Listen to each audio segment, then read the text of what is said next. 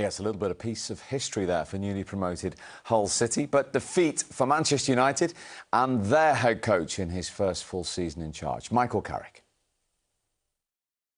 What are those areas particularly that you think you need to work on after this? I'm not going into areas now. I think it's for us to know, and we'll keep improving through the week and through the games, and when we keep getting stronger as a group. So that'll come. Today's a game we can't ignore it. We've got a lot to learn from it, and we will. How frustrating is it to see 2 goals conceded from set pieces? 2 goals conceded, anyways, is frustrating. Yeah, for sure. Set plays.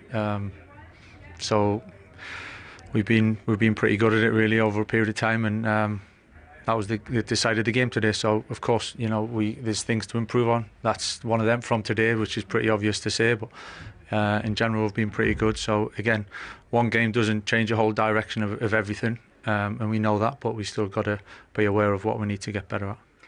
What's the job like now then to ensure that a result like this isn't deflating both for the group and for the fans? Yeah, it's one game, it's one game. It's the first game of the season, so it's disappointing enough, and it hurts, of course it does. But it's one game, so it doesn't change direction all of a sudden. The whole course of what direction the team's going in, or the football club, and we'll stay calm and stay in the bubble and focus on next week. Well, knowing him as we do, we know he'll stay calm. He doesn't get very high when he wins and doesn't get low when he loses. But nobody saw that coming, did they? No, not at all. He's pretty unflappable, isn't he?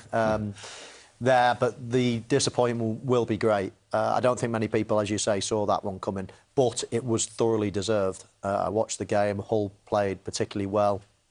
Manchester United were ponderous and slow and didn't create too many chances, and of course they punished them on set pieces as well. So, especially I think with the night before Coventry, getting beaten quite easily by Arsenal, possibly everybody thought, wow, the Championship teams, if Coventry are the best, then they've not got much chance of staying up this season.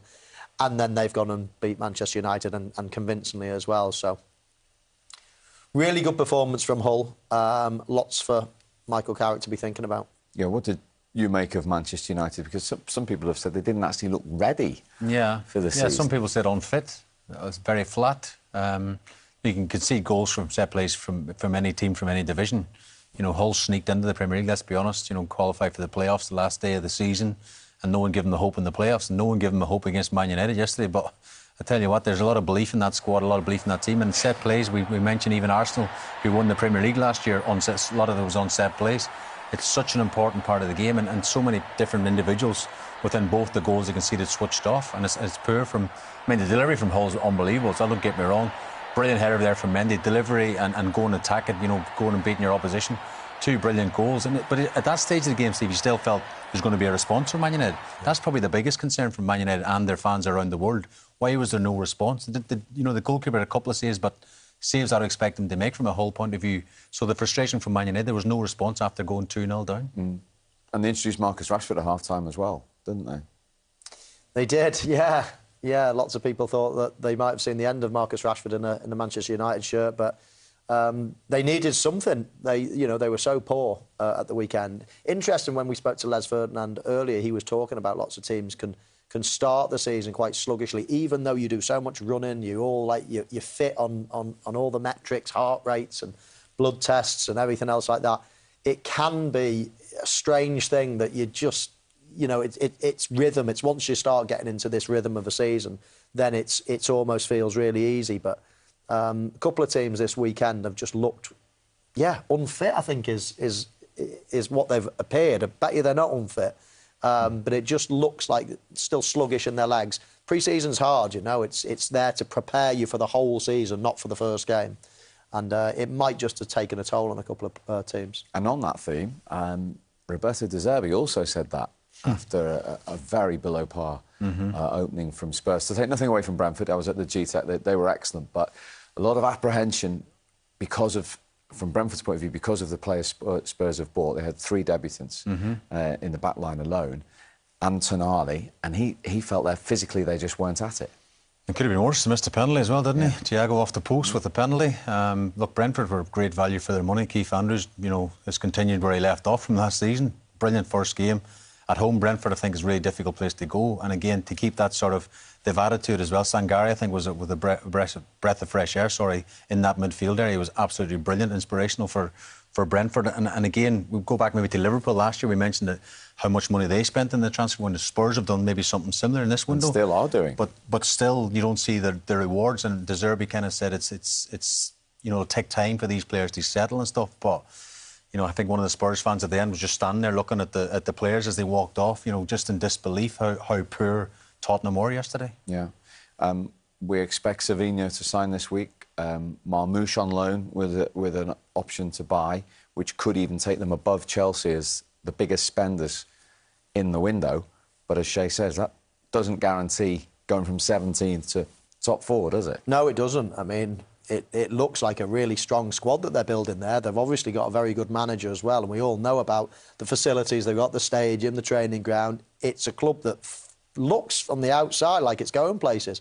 However, that performance yesterday was, I mean, probably the worst. Manchester United were bad. But that was a real shocker. I expected them to get something at Brentford, but fair play to Brentford. I mean, they just continue to surprise. What a team they are. I mean, unbelievable. But, yeah, really disappointing from Spurs. It's one game.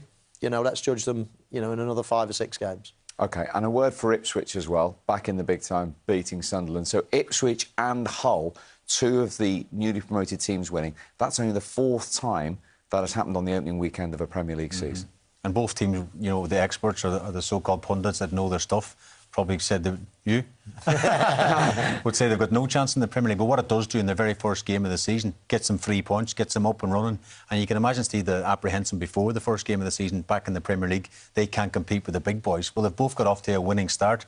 Well done to young Clark as well. He used to be a Sunderland player. How often does that happen? A player score against his old team, scores against Sunderland and deservedly got the 3 points. So again, for the teams that got promoted, taking away Coventry, they'll have great belief and confidence within the group that they can stay in this league. I know it's early doors, it's only one game, it's only 3 points, but again, it's a perfect start for both them teams. And they'll be inspired by Sunderland last season, won't they? As a newly promoted team. Yeah, absolutely. It's fascinating because lots of people, when you talk to them, who's going to go down? Most people say, the 3 that came up. Some people say, well, Hull and Ipswich are definites, and Coventry might stay up. Well, if the first weekend's anything to go by, then... yeah, but Coventry away at Arsenal. Come on, Michael. Of course, but the other 2 getting 3 points. I mean, nobody really... Maybe Ipswich, but nobody really saw a win for Hull. But, no, great start for the... And imagine what that does for them in terms of their confidence going into the rest of the game. So, yeah, it's a good start for them, but long, long way to go. There is. But the good news is we are up and running. And we are. Manchester City, obviously, after Pep leaving,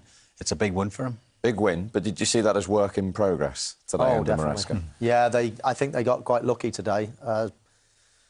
As we said, 1-0 down after 83 minutes to win the game. Haaland missed a really good chance. Gehi missed a really good chance. But apart from that, Manchester City weren't, peppering the goal of Bournemouth's. They got away with one, I felt, today. Bournemouth will feel a little bit hard done by. OK, so Michael, with a long list of players that he has lost this summer, having won a major trophy and guaranteed Champions League football, and we'll come to the Ollie Watkins discussion in a moment, do you feel for Unai Emery in this current situation? Oh, absolutely. I feel for Aston Villa as a club. I mean, they've overperformed for a couple of years now. I mean, Unai Emery has produced miracles to get them where they are, winning a trophy, into the Champions League again. And they've built a real nice team, a real nice squad with some top-class players. You mentioned losing lots of players.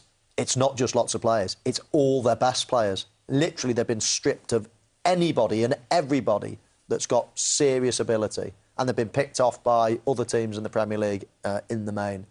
So watching that as an Aston Villa fan, it must be horrifying, seeing this team that you've been so excited about for so long and seeing it grow nicely, and all of a sudden it just falls apart, tears apart in front of your eyes. I really feel for the fans more than anybody, Unai Emery as well, because I can't imagine he's wanting to lose all these great players as well. And it doesn't stop there. We're hearing there about Ollie Watkins, maybe even Emi Martinez, the goalkeeper. He Neither wasn't were there there today. You know, where does this end? It's a real scary prospect for Aston Villa fans. You've played there. You know what a huge club it is. You've seen, as Michael says, what Unai Emery has produced in the last couple of seasons. I mean, where's this going for Villa? Well, it's difficult sitting here tonight after a 4-0 hammering. Gomez gets sent off as well in his debut. Young Hemmings makes his debut. You look at the bench, there's a bunch of kids. We should be talking about Aston Villa back in the Champions League, the excitement of a new season.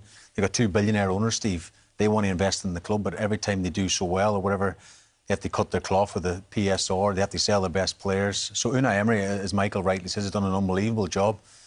But some of the Villa fans left after 4-0, whatever it was, 31 minutes. They were going for the exit gates. So how are they feeling tonight? A bit like Newcastle, they've got the wealth behind them, but they can't spend the money. How do they ever compete with the teams at the top, and even the teams in the Champions League?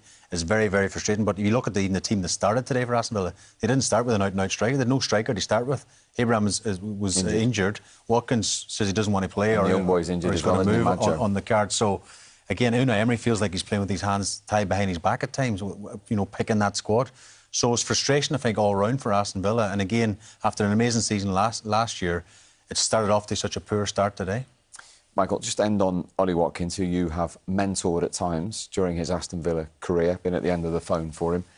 The links with Saudi Arabia. Do you understand that at his age, at his stage of career, or not because he's leaving Champions League football? Or has that got to do with the Rodgers and the Tielemans and the Konzas going? Well, I was just about to say, if I was a centre-forward, if I was Ollie Watkins and I saw Rodgers leaving, Tielemans leaving, etc., I'd be thinking, well, what chance have I got? You know, I'm not going to be the only one that sits here. If everybody else is departing, then, you know, I better jump off this train as well while it's sinking in many ways. So I do get it from his point of view, if that's where he's going with this. It's just a worrying thing for the club, because you never know. Next could be Unai Emery, and if they lose him, then they are in serious trouble. If I was the manager and seeing player after player after player go, then at some point I'm thinking, well, what can I do? I've produced miracles here. Basically what Eddie Howe's done, isn't it? Exactly what Eddie Howe's done. Exactly that. Lose all your good players, and then it's like, well, they're the players that get you up in the morning to, you know, go on and get on the training pitch and coach these really top players. They lift the rest of the dressing room. They're inspirations for the young academy players, and you just go and let them all go. It's really, really worrying. And as I say, I fear it's not the end of the road. I think there could be more exits. Is that a big fear if it carries on for Unai Emery? He's led them to 2 top 4 finishes in the last 3 seasons. Well, I think that's probably the biggest point that Michael's made, is if you lose him, what happens then? You know, the roof falls in nearly, because the job he's done over the period of time he's been there. Let's not forget he took over a bit of a relegation fight. Now Falls from bottom. Yeah, now he's qualified for the Champions League for the second time. And again, we're going back to Watkins. You know, if he's got a financial package maybe in Saudi that's going to set him up for the rest of his life, he has to look at what's best for him and his family as well. So, you know, as a player, it's a short career, and Ollie Watkins, if that offer's on the table, you can understand him wanting to take it. But Aston Villa and the powers that be at Aston Villa must have, you know, a few rabbits up their sleeve. They have to get players in the next week, because, you know, they're going on 2 big fronts in the Premier League and the Champions League. They need support, and the last thing they want is Unai Emery to walk at this stage. Absolutely. Still plenty of time, of course, in the transfer window. We'll watch